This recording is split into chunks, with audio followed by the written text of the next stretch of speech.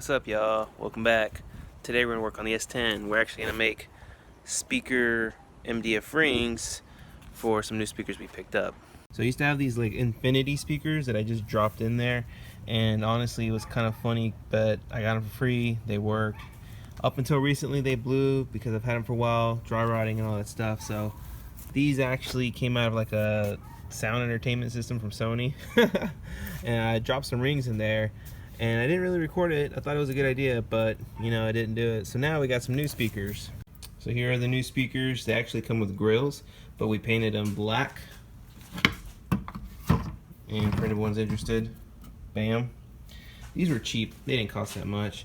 Originally, this is that other speaker, for example. Lined it up and everything. I didn't really plan this through, but it's about ½ an inch or a quarter too big. Whatever. So we're gonna make new MDF rings. To get started on these rings, all you need to do, get a Pizza Hut box, trace it out, slap it in, bam, there's your template. Pizza Hut, give me free stuff. So once you get your template all set up, trace it out, you get to cutting.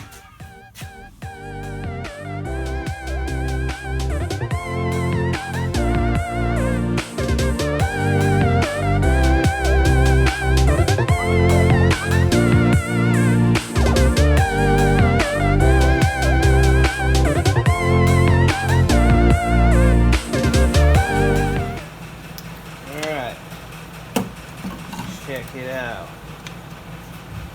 Ooh. Like a glove. So what we're going to do on this underside, since the speaker's terminals are pretty close, we're actually going to round off the inside as well. Clean that up. Good enough for me.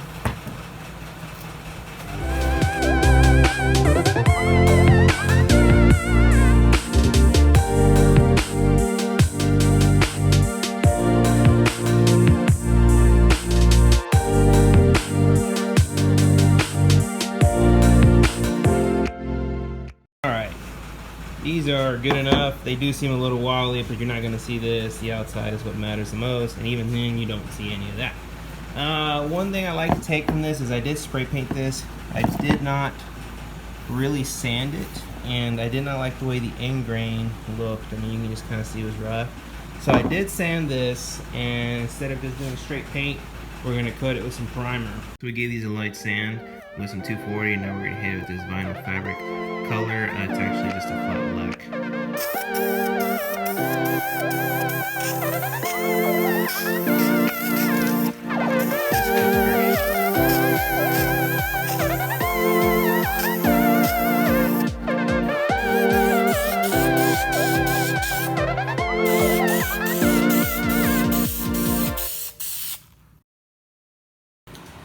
So to paint these, I'm actually going to do very simple steps. This is actually an automotive Scotch-Brite pad. I'm going to just use that to scuff this paint because there's nothing wrong with this paint. It's stuck on here really well, so there's no issue there. Once they're all Scotch-Brite, you can clean it with your own solution. I prefer to use like a mixture of alcohol and water. Just clean water. That usually seems to clean everything just fine. I mean, if you have thinner and all that stuff, that works too. And then to paint it, we're not doing nothing fancy. We're going to use rattle cans. We got some clear. We're going to use some matte color and some gloss clear. I find that if you do like a glossy color out of a rattle can and then put gloss on top of it, it usually reacts and don't mix too well. So the only reason I'm doing this though is because I don't have any shiny black, so it don't really matter though, right? I actually kind of like the way this comes out anyways. It's more of like a almost a lighter gray touch into it. It looks pretty cool in the sun, but we'll shoot into a time lapse. So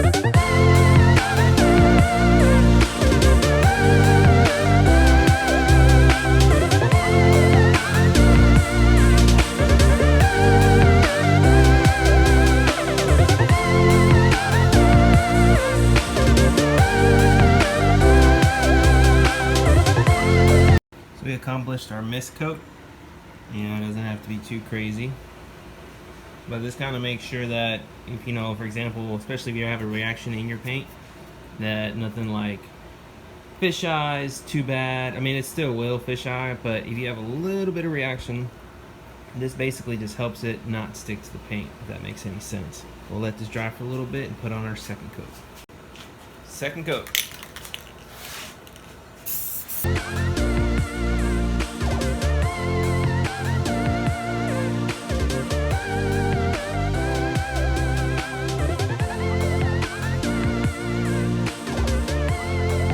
My hair already started on the third coat. This is a third coat here, second coat here. Basically, I'll show you what I did. Prior I went this way, this time I go this way, and then when I'm pretty sure all the corners have been covered, I just lay it on super thick, but not thick enough to where it'll drip, just thick enough that it covers evenly.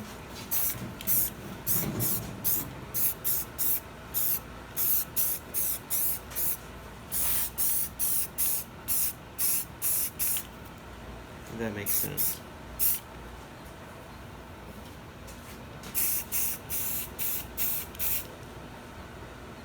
Looking good, looking good. These things are looking really cool.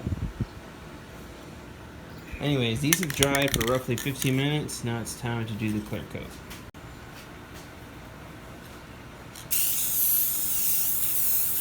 Same thing as before. Just do a mist coat.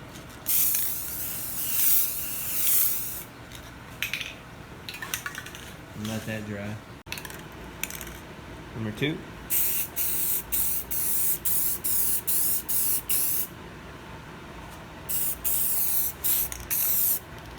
On these, I like to go a lot heavier just because it's clear coat.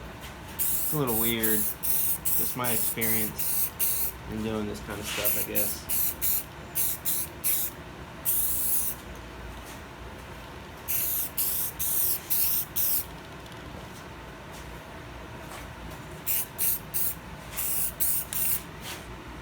Alright, we'll leave that alone. Third coat.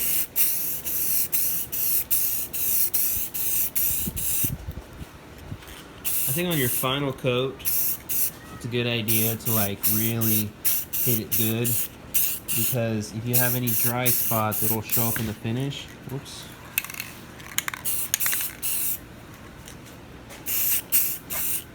But this is kind of like the trick to spray painting, if you didn't know.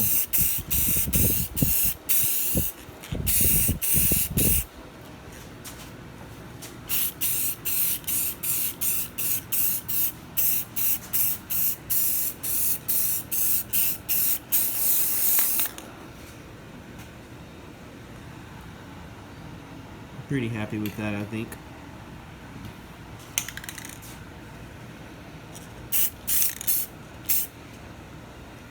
So, we're gonna let these dry overnight.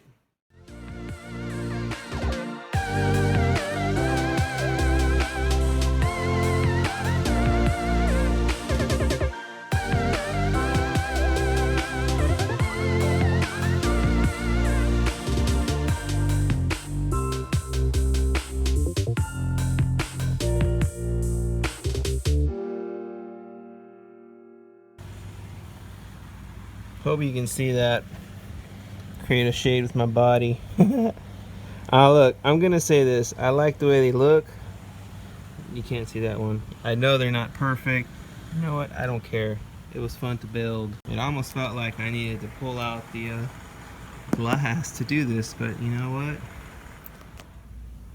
I made it work.